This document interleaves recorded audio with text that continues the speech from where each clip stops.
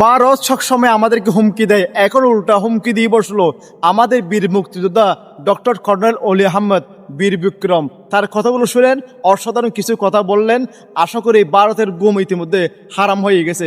কথাগুলো একটু শুনেন। আপনারা যখনই বলবেন রংপুর দখল করব, আমরাও বলবো ক্যালকাটা দখল করব।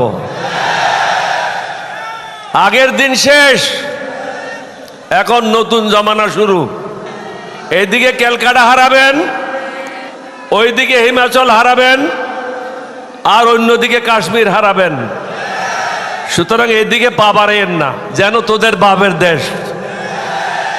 হ্যাঁ, এটা কি ইয়ে পাইছো, মগের মুল্লুক পাইছো? আরে বেটা, আমরা যুদ্ধ করে স্বাধীন হয়েছি।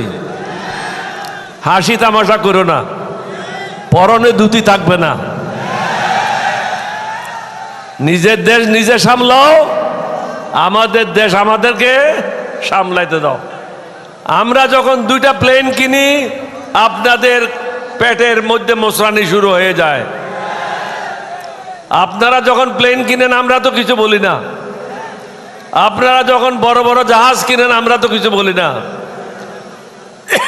আমাদের দেশের প্রয়োজনে আমরা কি জাহাজ কিনবো, না হেলিকপ্টার কিনবো, না ট্যাঙ্ক কিনবো, না আর্টিলারি কিনবো, এটা তো আমাদেরকে সিদ্ধান্ত নিতে হবে, আপনাদেরকে না। আপনাদের দাসী তো আপনাদের কাছে চলে গেছে, এখন তো দাসী এখানে নাই। আমরা আপনাদের দাসী না। যদি বাংলাদেশের সাথে সুসম্পর্ক করতে চান, কাঁটা তারের বেড়া উঠে নেন, পুশিন বন্ধ করেন।